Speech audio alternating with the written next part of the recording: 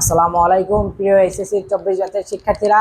প্রতিদিনের ন্যায় আজকে আমরা তোমাদের জন্য নিয়ে আসছি বাংলা এমসিকিউ ক্লাস 4। অর্থাৎ এর আগে আমরা বিগত তিনটি ক্লাসে তিনটি এমসিকিউ ক্লাস দেখার চেষ্টা করেছি। অর্থাৎ আমাদের হচ্ছে বাংলা এমসিকিউ ক্লাস 1, 2 এবং 3 আমাদের উপরে প্লে লিস্টে দেওয়া আছে। তোমরা হচ্ছে আগের ক্লাসগুলো অবশ্যই দেখে নিবে। তো আমরা যদি প্রথম এমসিকিউ দেখার চেষ্টা করি, ফার্স্ট এমসিকিউ হচ্ছে কেন কবি আজ উন্মনা তুমি। এখানে উন্মনা শব্দের উৎ শব্দটি যে অর্থ বহন করে, অপশন এ উঁচু, বি নিচু, সি হচ্ছে ভিতর এবং ডি হচ্ছে বাহির। অর্থাৎ তোমরা যারা এটি সঠিক অ্যান্সার জানো তারা হচ্ছে অবশ্যই কমেন্ট বক্সে কমেন্ট করে দাও, কারণ এটি হচ্ছে বিগত ঢাকা ইউনিভার্সিটিতে আসা প্রশ্ন থেকে নেওয়া হয়েছে। অর্থাৎ আমরা প্রশ্ন ব্যাংক অ্যানালাইসিস যদি করি সেক্ষেত্রে হচ্ছে বিগত বছরের প্রশ্নগুলোর দিকে যদি খেয়াল রাখো তাহলে হচ্ছে তোমরা এই উক্ত প্রশ্নটি পাবে। এখানে বলা হয়েছে কেন কবি আজ উন্মনা তুমি। এটি হচ্ছে তোমাদের হচ্ছে বাংলা প্রথম পত্র তাহারই পরে মনে সুফিয়া কামালের কবিতা অংশ থেকে নেওয়া হয়েছে। অর্থাৎ এখানে জানতে চাওয়া হয়েছে উন্মনা শব্দের উৎ যে অর্থ বহন করে, অর্থাৎ উন্মনা শব্দের উৎ শব্দটি হচ্ছে মূলত বাহির অর্থ বহন করে। পরবর্তী এমসিকিউটি যদি দেখি, সেটি হচ্ছে কোনটি শুদ্ধ নয়। অর্থাৎ এখানে কোনটি অশুদ্ধ বানান, হরিতকি, উষা, উরু নাকি কোনোটিই নয়। অর্থাৎ এখানে যেটি অশুদ্ধ বানান, অর্থাৎ এখানে যেটি ভুল সেটি হচ্ছে সঠিক অ্যান্সার। তো এখানে যদি আমরা দেখার চেষ্টা করি, এখানে হচ্ছে শুদ্ধ নয়, অ্যান্সার হচ্ছে কোনোটি নয়। অর্থাৎ হরিতকি বানানটি হচ্ছে সঠিক, উষা বানানটিও সঠিক, কিন্তু উরু বানানটাও সঠিক, কিন্তু আমাদের প্রশ্নে চেয়েছে কোনটি শুদ্ধ নয়। অর্থাৎ এখানে যেটি অশুদ্ধ বানান সেটি হচ্ছে সঠিক অ্যান্সার। অর্থাৎ যেহেতু তোমাদের অপশনে কোনো অশুদ্ধ বানান নেই, সেই ক্ষেত্রে এটি সঠিক অ্যান্সার হয়েছে কোনোটিই নয়।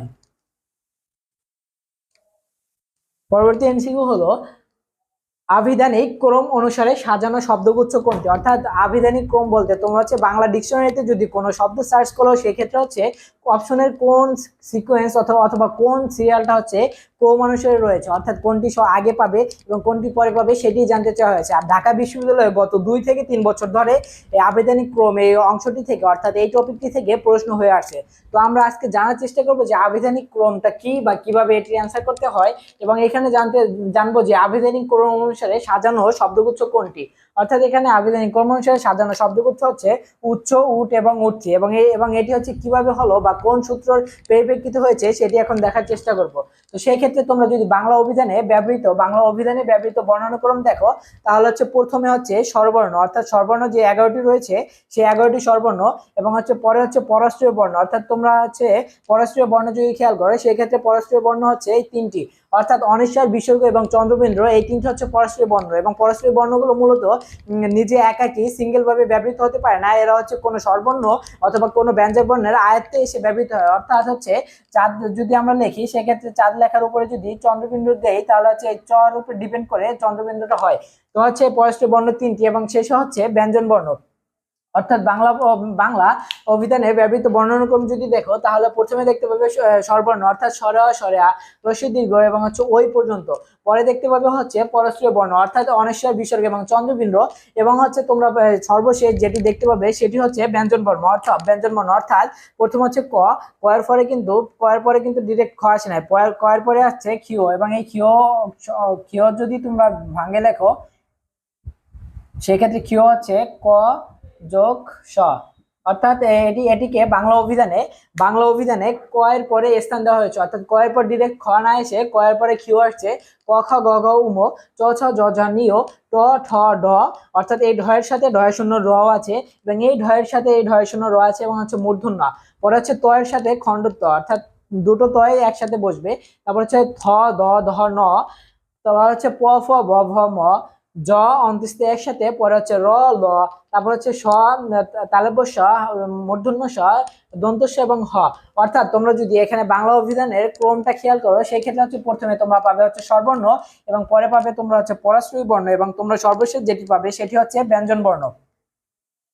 তো আমরা হচ্ছে যদি এটি যে বিগত অপশনটি দেখি সেই ক্ষেত্রে হচ্ছে এখানে উচ্চ হচ্ছে রস্যু, রস্যু ঠিক আছে, প্রথম সিকোয়েন্সে রস্যু রস্যু রস্যু ঠিক আছে। পরে হচ্ছে চ এর পরে হচ্ছে ট আসে, ট এর পরে হচ্ছে ঠ আসে। তাহলে হচ্ছে আমাদের দুটো সিকোয়েন্স ঠিক আছে, তারপর অর্থাৎ হচ্ছে উচ্চ, উঠতি, এই তিনটি হচ্ছে সঠিক অ্যান্সার। তো তোমরা যারা হচ্ছে আবেদনিক ক্রম থেকে অ্যান্সার করতে চাও তারা হচ্ছে মূলত এই সিকোয়েন্সটা ফলো করলেই হবে, এই একটি রুলস, এবং হচ্ছে এই মোতাবেক যদি তোমরা হচ্ছে প্র্যাকটিস করো সেই ক্ষেত্রে হচ্ছে তোমরা অপশন দেখার সাথে সাথে আইডেন্টিফাই করতে পারবে যে কোনটি সঠিক অ্যান্সার। তো সেই ক্ষেত্রে তোমরা হচ্ছে তোমাদের সুবিধার্থে এটি একটা স্ক্রিনশট দিয়ে রাখতে পারো।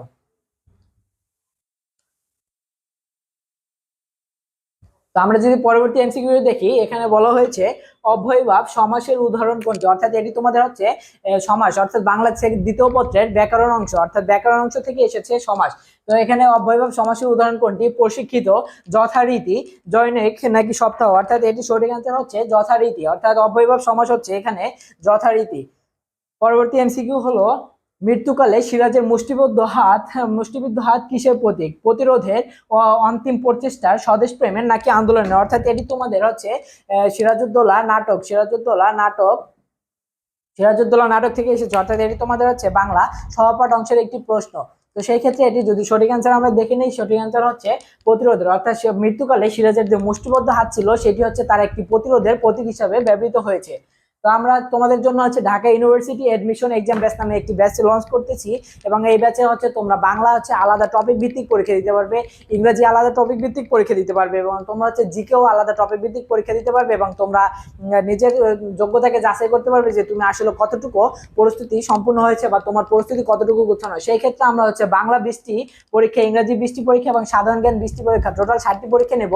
এবং তোমরা যদি চাও যে শুধু বাংলা পরীক্ষা নেবে, যে তোমার হচ্ছে ইংরেজি এবং জিকে প্রস্তুতি খুব ভালো, যে পরীক্ষা দিবে না, কিন্তু আমার একটি সাজেশন হচ্ছে তোমার প্রস্তুতি যতই গুছানো থাকুক বা যতই ভালো থাকুক, আমি বলবো যে তোমরা হচ্ছে বেশি বেশি পরীক্ষা দাও, কারণ বেশি বেশি পরীক্ষা দেওয়ার মাধ্যমে তোমরা তোমাদের ভুলগুলো বুঝতে পারবে, এবং ভুল যত আগে বুঝতে পারবে তোমরা হচ্ছে পরিস্থিতিটা তত গুছিয়ে নিতে পারবে। তো সেই ক্ষেত্রে তোমরা বাংলা এক্সাম ব্যাচ 100 টাকা, ইংরেজি এক্সাম ব্যাচ 100 এবং হচ্ছে জিকে এক্সাম ব্যাচ 100, অর্থাৎ তুমি যদি আলাদা আলাদা নিতে চাও সেক্ষেত্রে হচ্ছে 100 100 100 করে 300 টাকা লাগবে। আর তুমি যদি একসাথে আমাদের তিনটা ব্যাচ, মানে বাংলা ইংরেজি জিকে তিনটা ডিপার্টমেন্টে একসাথে তুমি পারচেস করতে চাও, সেই ক্ষেত্রে হচ্ছে তোমার 300 টাকা থেকে ডিসকাউন্ট রয়েছে, এবং ডিসকাউন্টের জন্য তোমরা হচ্ছে 10 অক্টোবরের আগে নিচে দেওয়া এই নাম্বারে যোগাযোগ করতে পারো।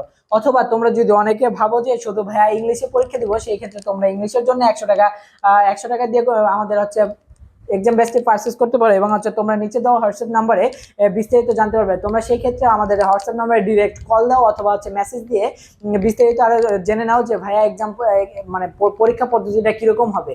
তো আশা রাখছি তোমরা হচ্ছে আমাদের এই পরীক্ষার মানে অ্যাটেন্ড করবে, এবং হচ্ছে তোমরা পরীক্ষার মাধ্যমে নিজেকে জাজ করবে যে আসলে তুমি কতটুকু এলিজেবল বা কতটুকু প্রস্তুত রয়েছো আমাদের হচ্ছে ঢাকা ইউনিভার্সিটির জন্য। তো সেই ক্ষেত্রে তোমাকে হচ্ছে টপিক অ্যানালাইসিস করে করে হচ্ছে পড়তে হবে, তাই হচ্ছে আমরা টপিক ভিত্তিক আলাদা পরীক্ষা নেওয়ার একটি সুব্যবস্থা করেছি। পরবর্তী এমসিকিউ যদি দেখি, সেটা হচ্ছে নিচের যে শব্দগুচ্ছ পরিমিত বানানের দৃষ্টান্ত, অর্থাৎ এটি তোমাদের হচ্ছে বাংলা বানানের অংশ থেকে এসেছে। এখানে অপশন এ হচ্ছে সমীচীন, উচিত, আকাঙ্ক্ষা, বি হচ্ছে নির্নিমেষ, অপরাহ্ন, মুমূর্ষ, সি হচ্ছে সমীক্ষণ, বিষণ্ণ, বাল্মীকি, এবং ডি হচ্ছে পরিষ্কার, বিভীষিকা এবং পুনঃপৌনিক। তো তোমরা এটি সঠিক অ্যান্সার করে দাও, এবং এটি সঠিক অ্যান্সার হচ্ছে নির্নিমেষ, অপরাহ্ন এবং মুমূর্ষ। তো এই ক্ষেত্রে একটি কথা হচ্ছে তোমাদের হচ্ছে যদি বাকি তিনটা কেন হলো না সেটা দেখতে হয়, তাহলে হচ্ছে তোমরা যদি খেয়াল করে এখানে সমীচীন বানানে রসিকার হবে না, অর্থাৎ সমীচীন বানানে দীর্ঘিকার হবে, এবং সমীক্ষণ বানানে দন্তন্য হবে না, এখানে হচ্ছে মূর্ধন্য হবে, এবং পৌনঃপুনিকে হচ্ছে ওকার নেই, অর্থাৎ এখানে ওকার হবে না, অর্থাৎ পৌনঃপুনিক। তো এটি যদি সঠিক মানে ব্যাখ্যা দেখতে চাও, সে ব্যাখ্যা হচ্ছে সমীচীন, অর্থাৎ সমীচীন বানানো হচ্ছে দুইটাই দীর্ঘ, অর্থাৎ আমরা এটি হচ্ছে 22-এর ক্যাটাগরিতে নিতে পারি, অর্থাৎ এককে যদি আমরা রসিকার ধরি এবং দুইকে যদি আমরা দীর্ঘিকার ধরি, সেই ক্ষেত্রে সমীচীন হচ্ছে 22-এর ক্যাটাগরিতে, এবং সমীক্ষণে হচ্ছে দন্তন্য না হয়ে এখানে হচ্ছে মূর্ধন্য হবে, অর্থাৎ এখানে দন্তন্য ছিল, এই দন্তন্য না হয়ে মূর্ধন্য হবে, এবং পৌনঃপুনিকে ওকার ছিল, এখানে ওই যে ওকারটা না হয়ে হচ্ছে ডাইরেক্ট হচ্ছে পৌনঃপুনিক হবে। অর্থাৎ তোমাদের হচ্ছে মানে অপশনে বাকি তিনটা কেন হলো না সেটি যদি জানা থাকে, তাহলে হচ্ছে যে কোনটি সঠিক অ্যান্সার সেটি তোমাকে হচ্ছে অ্যান্সার করা খুবই ইজি হবে। আর বিশ্ববিদ্যালয় ভর্তি পরীক্ষা যেহেতু একটা মাইনাস মার্কিং আছে, অর্থাৎ তুমি যদি একটা প্রশ্ন ভুল করো সেই ক্ষেত্রে হচ্ছে ভুলের জন্য তো 1 গেল, আর তার সাথে জরিমানা -0.25, অর্থাৎ কোনো ভার্সিটিতে 0.25 মাইনাস করে, অর্থাৎ কোনো ভার্সিটিতে হচ্ছে 0.20 অর্থাৎ 20। তো সেই ক্ষেত্রে হচ্ছে তোমরা হচ্ছে যদি ভুল করো সেই ক্ষেত্রে হচ্ছে তোমাদের হচ্ছে এক্সট্রা 0.25 হচ্ছে জরিমানা থাকে আর কি মার্ক থেকে। তো সেই ক্ষেত্রে বাকি তিনটা অপশন কেন হলো না সেটি যদি তোমার জানা থাকে, তাহলে হচ্ছে তুমি কনফিডেন্টলি সঠিক অ্যান্সারটি করে আসতে পারবে। তো আমরা যদি পরবর্তী এমসিকিউটি দেখি, পরবর্তী এমসিকিউ হচ্ছে স্টেক হোল্ডার এর বাংলা পারিভাষিক রূপ হলো কোনটি, অর্থাৎ এটি হচ্ছে তোমাদের বাংলা পারিভাষিক শব্দ থেকে এসেছে, অর্থাৎ এটি তোমাদের বাংলা বিরোচন অংশের একটি প্রশ্ন, পারিভাষিক শব্দ। তো সেই ক্ষেত্রে অপশন হচ্ছে মধ্যস্থভোগী, কার্যদক্ষ, অংশীজন নাকি মাঠকর্মী, অর্থাৎ স্টেক হোল্ডারের পারিভাষিক শব্দ হচ্ছে অংশীজন। তো আমরা যদি পরবর্তী এমসিকিউটি দেখি, পরবর্তী অর্থাৎ 8 নম্বর এমসিকিউ হচ্ছে পাথর এবার হঠাৎ নড়ে, চরণে উল্লেখিত পাথর হলো কে? অর্থাৎ এখানে যে পাথর এবার হঠাৎ নড়ে, এই চরণে উল্লেখিত পাথরটা কে?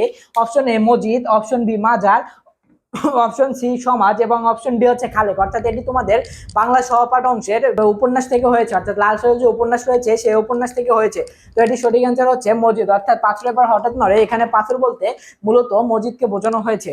তো 9 নম্বর এমসিকিউটি হচ্ছে যে সম্পর্কিত বিসদৃশ, অর্থাৎ এখানে কোন সম্পর্কটি রয়েছে যে এইটা এবং এইটা এক নয়, অর্থাৎ বিসদৃশ মানে হচ্ছে বিপরীত অর্থ প্রকাশ করে, সেই ক্ষেত্রে সঠিক অ্যান্সার হচ্ছে নিরন্ত্র বা নিবিড়। তো নিরন্ত্র যদি আমরা দেখি, নিরন্ত্র শব্দের অর্থ হচ্ছে নিদ্রাহীন এবং নিবিড় শব্দের অর্থ হচ্ছে অত্যন্ত মনোযোগী। অর্থাৎ এখানে হচ্ছে বৈসাদৃশ, অর্থাৎ মিল নেই, কোনটা হচ্ছে নিদ্রাহীনের সাথে অত্যন্ত মনোযোগীর কোনো মিল নেই, সেই ক্ষেত্রে হচ্ছে সঠিক অ্যান্সার হচ্ছে নিরন্ত্র এবং নিবিড়।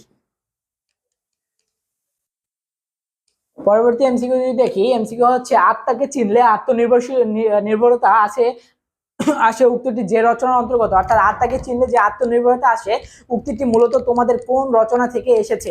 তো এটি হচ্ছে তোমাদের বাংলা ফার্স্ট পেপার আমার পথ, আমার পথ থেকে এসেছে, এটি কাজী নজরুল ইসলাম লিখছে। এবং তোমরা যখন গদ্য পদ্য অথবা উপন্যাস পড়বে সেই ক্ষেত্রে হচ্ছে তোমরা উক্তিগুলো পড়বে এবং হচ্ছে লাইন টু লাইন খুব ভালোভাবে পড়বে, যেগুলো লাইন ইম্পর্টেন্ট সেগুলো হচ্ছে মার্ক করে রাখবে, সেক্ষেত্রে হচ্ছে তোমাদের রিভিশনের জন্য অনেক ভালো হবে। বিশ্ববিদ্যালয় ভর্তি পরীক্ষায় তুমি সিলেবাস যতটুকু শেষ করছো উঠে বারবার রিভিশন দিবে, তাহলে হচ্ছে তোমার কনফিউশনটা দূর হবে। সেই ক্ষেত্রে হচ্ছে উক্তি, লাইন, শব্দার্থ এবং হচ্ছে কবি পরিচিতি, পাঠ পরিচিতিগুলো খুব ভালোভাবে দেখে নিবে। তো সেই ক্ষেত্রে এটি সঠিক অ্যান্সার হচ্ছে আমার পথ। পরবর্তী এমসিকিউ হলো ক্রন্দশী শব্দের আবিধানিক অর্থ কোনটি? অপশন এ কান্নাকাটি, অপশন বি কাঁদুনি, অপশন সি হচ্ছে আকাশ ও পৃথিবী এবং অপশন ডি হচ্ছে স্থলজল। অর্থাৎ এটি সঠিক অ্যান্সার হচ্ছে আকাশ ও পৃথিবী। পরবর্তী এমসিকিউ হচ্ছে যিনি ন্যায়শাস্ত্র জানেন, অর্থাৎ যিনি ন্যায়শাস্ত্র জানেন তাকে এক কথায় প্রকাশিত রূপ কি? অর্থাৎ এটি তোমাদের হচ্ছে বাংলা বিরোচন অংশে এক কথায় প্রকাশিত রূপ থেকে এসেছে, অর্থাৎ এক কথায় প্রকাশ যে অংশটা আছে সেই অংশ থেকে এসেছে ডিরেক্ট হুবহু। অপশন এ ন্যায়বাগীশ, অপশন বি নৈয়ায়িক, অপশন সি ন্যায়পাল এবং অপশন ডি হচ্ছে ন্যায়বদ্ধ। অর্থাৎ যিনি ন্যায়শাস্ত্র জানেন তাকে অবশ্যই নৈয়ায়িক বলে। পরবর্তীতে যদি আমরা দেখি, সেক্ষেত্রে হচ্ছে আমরা তোমাদের জন্য ঢাকা ইউনিভার্সিটির এডমিশন এক্সাম ব্যাচ নামে একটি ব্যাচ লঞ্চ করতেছি। সেটি হচ্ছে তোমরা অবশ্যই 10 অক্টোবরের মধ্যে নিচে দেওয়া নাম্বারে যোগাযোগ করো এবং বিস্তারিত জেনে নাও যে ভাইয়া পরীক্ষা পদ্ধতি কিভাবে হবে বা পরীক্ষা কতটি হবে। সেই ক্ষেত্রে আমরা এখানে তোমাদের সুবিধার্থে দিয়ে দিয়েছি যে বাংলা 20টি পরীক্ষা, ইংরেজি 20টি এবং সাধারণ জ্ঞান 20টি। সেই ক্ষেত্রে তুমি বাংলা, ইংরেজি এবং সাধারণ জ্ঞান আলাদা আলাদা টপিক ভিত্তিক পরীক্ষা দেওয়ার সুব্যবস্থা রয়েছে। এবং তোমরা যদি চাও যে বাংলা, ইংরেজি এবং জিকে একসাথে পরীক্ষা দেবে, সেই ক্ষেত্রে তোমাদের 3টা 100 করে 300 দেওয়া লাগবে না, তোমরা হচ্ছে একটি আকর্ষণীয় ডিসকাউন্ট পাবে। সেই ডিসকাউন্টের জন্য তোমরা 10 অক্টোবরের মধ্যে বা 10 অক্টোবরের আগে যত দ্রুত সম্ভব তোমরা হচ্ছে আমাদের এই নিচে দেওয়া নাম্বারে যোগাযোগ করো। তোমরা হচ্ছে সবচেয়ে ভালো হয় যদি ডিরেক্ট কল দাও, সেক্ষেত্রে হচ্ছে আমাদের প্রতিনিধি তোমাদের সাথে কথা বলবে এবং হচ্ছে এই কোর্সটি, কোর্স বলতে এই পরীক্ষাটি সম্পর্কে তোমাদেরকে অবগত করবে। পরবর্তী এমসিকিউ যদি দেখি, এমসিকিউ হচ্ছে 18 বছর বয়স কবিতার মূল সুর কি? অর্থাৎ এটি তোমাদের বাংলা প্রথম পত্র অংশ থেকে নেওয়া হয়েছে। এখানে অপশন এ হচ্ছে নৈতিকতা, বি বিবেকবোধ, সি হচ্ছে অদম্য তারুণ্য শক্তি এবং ডি হচ্ছে ভীরতা। অর্থাৎ 18 বছর বয়সের মূল সুর হচ্ছে অদম্য তারুণ্য শক্তি। পরবর্তী এমসিকিউ হচ্ছে হরিৎ শব্দের অর্থ কি? হরিৎ শব্দের অর্থ কি? এ হচ্ছে হলুদ, বি হচ্ছে বেগুনি, সি হচ্ছে ধূসর এবং হচ্ছে ডি হচ্ছে সবুজ। অর্থাৎ এটি তোমাদের হচ্ছে বাংলা প্রথম পত্রের ফেব্রুয়ারি 1969 শামসুর রহমানের লেখা যে একটি কবিতা রয়েছে, সেই কবিতার শব্দার্থ অংশ থেকে এসেছে। অর্থাৎ তোমাদেরকে কবিতার মূল লাইনগুলো এবং হচ্ছে পাঠ পরিচিতি, কবি পরিচিতি এবং হচ্ছে শব্দার্থগুলো খুব ভালোভাবে পড়ে যেতে হবে। তো আমরা যদি দেখি হরিৎ শব্দের অর্থ হচ্ছে সবুজ।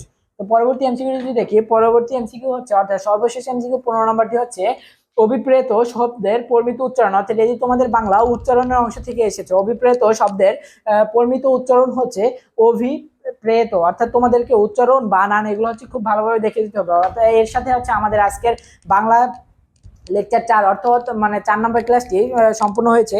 তো আমি আশা করছি যে আমাদের বাকি 3টি ক্লাস হচ্ছে তোমরা দেখছো, বা যদি না দেখে থাকো কেউ তাহলে হচ্ছে তোমরা হচ্ছে পিছনের ক্লাসগুলো আগে দেখে নাও যে ঢাকা বিশ্ববিদ্যালয়ে মূলত বাংলা থেকে কোন কোন টপিকগুলো থেকে প্রশ্ন হয়ে থাকে।